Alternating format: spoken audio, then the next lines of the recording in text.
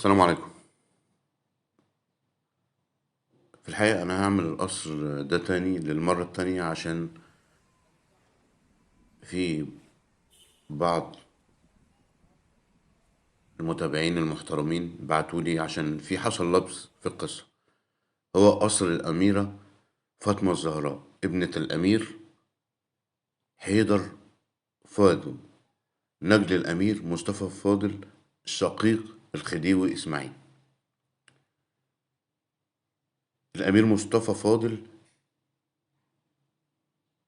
من الناس المؤثرين جدا في تاريخ مصر، وليه مسجد جميل جدا في السيدة زينب، والقصر بتاعه كان المدرسة الخديوية الشهيرة جدا اللي موجودة في ميدان السيدة زينب، والمسجد بتاعه الجميل جدا اللي على النظام المملوكي العثماني كان مقيم فيه الشيخ محمد رفعت من أشهر القراء المصريين، كان مقيم إقامة كاملة في المسجد ده. تزوجت الأميرة من الأسرة المالكة ولم توفق في زيجتها الأولى، ثم طلقت وتزوجت من المرحوم محمد يكن باشا. هذه الأميرة سحب منها لقب الإمارة لأن المرحوم محمد يكن باشا منعها من الذهاب إلى القصور الملكية الموجود فيها الملك فاروق. واضحة؟ هي الأميرة فاطمة الزهراء ابنة الأمير حيدر فاضل باشا، شقيق الخديوي إسماعيل. بداية لبناء القصر هي عائشة هانم فهمي من بدأ بناء القصر سنة 1919، يعني قبل ما يتعمل كورنيش اسكندرية، فعشان كده القصر ده راجع شوية بعيد عن الكورنيش. واللي كملته الأميرة فاطمة الزهراء. القصر مبني على نظام الباروك المستحدث، اتعمل بقى فيه كل الشغل الأوروبي، يعني مدرسة أوروبية لخصت كل الشغل الأوروبي اللي في العمارة الباروك، لخصته في المكان ده. ولذلك القصر ده، عفوا، القصر ده تحفة معمارية معمارية.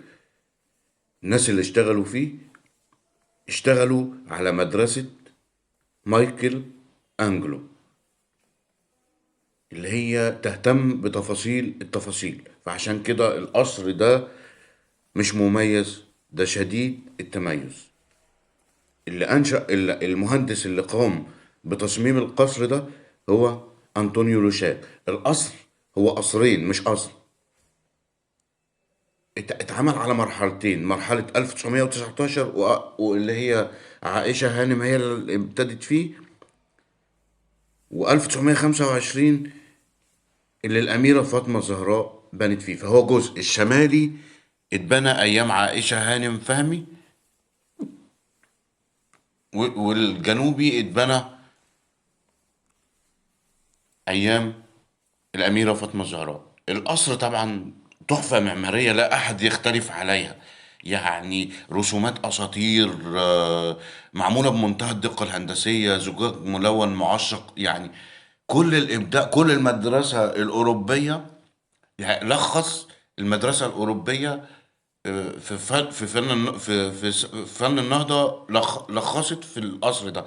عشان كده القصر ده مش مميز، ده شديد التميز. الأرضية بتاعته من الباركيه، يعني خشب، الحيطان والأوض اللي فيها خشب وما فيهاش رسومات بتبقى معمولة مكتبة او غرفة نوم عشان ما تشدش الانتباه، ما تثيرش اللي لو بيقرا قاعد في المكتبة فما يثارش من الايه، من الرسومات الهندسية، من الرسومات الاساطير اللي موجودة ايه على الازاز او في السقف. ففي المكتبة بيبقى الجو ما فيهوش اثارة، يعني تقعد عشان ما تتثارش بالصورة اللي امامك. سلم طبعا معمول بمنتهى الدقة الهندسية ومشابه جدا لسلم وطريقة السلم اللي موجودة في قصر الأميرة سميحة في الزمالك. يعني نفس الديزاين يكاد يكون متشابه.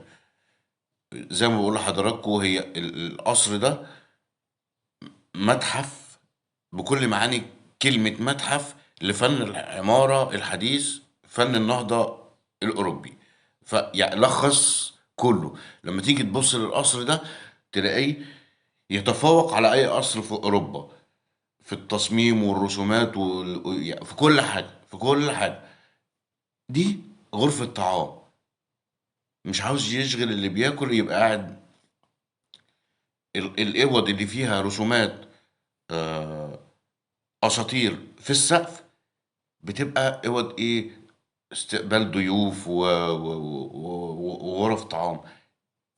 الحمام بتاعه بقى والابداع اللي موجود في الحمام ده، في الشاور ده بيلف. فيعني لما تبقى واقف حواليه فكل الجسد بيتلف مع لفة الشاور. طبعا الحمام نفسه سابق عصره زي ما قلنا بفترة كبيرة جدا يعني. الأرضية بتاعته، الأساطير اللي موجودة في الحيطان، السقف بتاعه من فوق وإزاي لما بينور كل الإضاءة دي بتنعكس على اللي موجود في الحمام بألوان مختلفة وألوان شديدة جدا. ليه أنا قلت الأميرة بائسة؟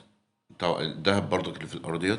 ليه أنا قلت الأميرة بائسة؟ لأن الأميرة دي بعد التأميم، لجنة الجرد وهي بتجرد القصر، الأميرة كانت حاطة 50,000 جنيه ورا صورة، فورتهم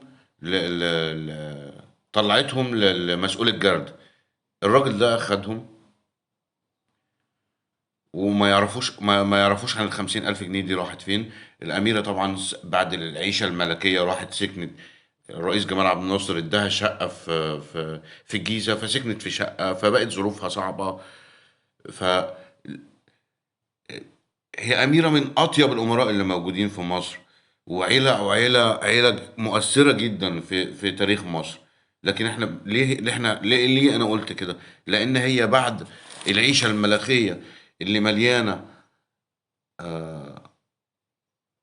كل الخيرات، بقت عيشة اقل من العادية. وده كان المقصود. وانا مش قصدي ان انا اجرح اي حد ولا اهين اي حد. قصر تحفة معمارية إن دل لن يدل على ذوق الأسرة دي. واللي الأسرة دي في اختلاف بردك عليها يا جماعة، على فهمي باشا هو وزير الحربية ولا مهندس القصور الملكية. وفي اختلاف كبير جدا على القصة دي. أنا تاريخيا مش قادر أظبطها، هل هو فهمي باشا وزير الحربية ولا هو المهندس علي فهمي مهندس القصور الملكية. دي الربط.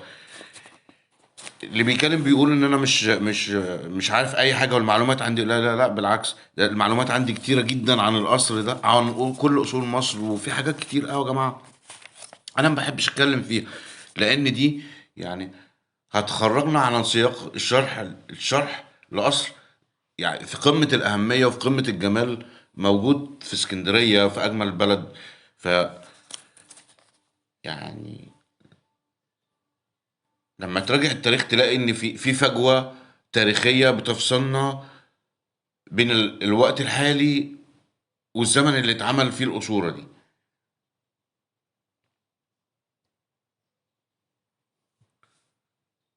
طبعا زي ما قلت لحضراتكم الأساطير موجودة في كل مكان. التيجان الرومانية يعني قصر، هم قصرين في بعض واتبنوا بينهم وبين بعض 5 سنين، لكن معمولين قمة الفخامة والإبداع اللي وصلت ليه مباني القاهرة في الوقت ده.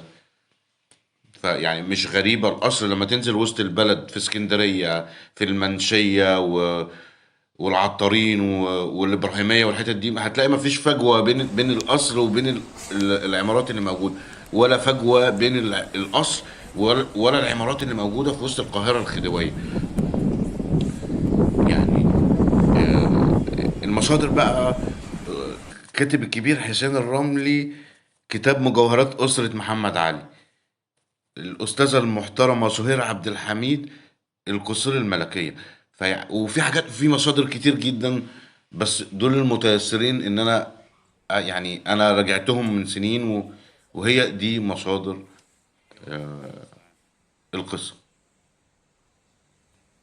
للجميع الشكر والحب والاحترام والتقدير.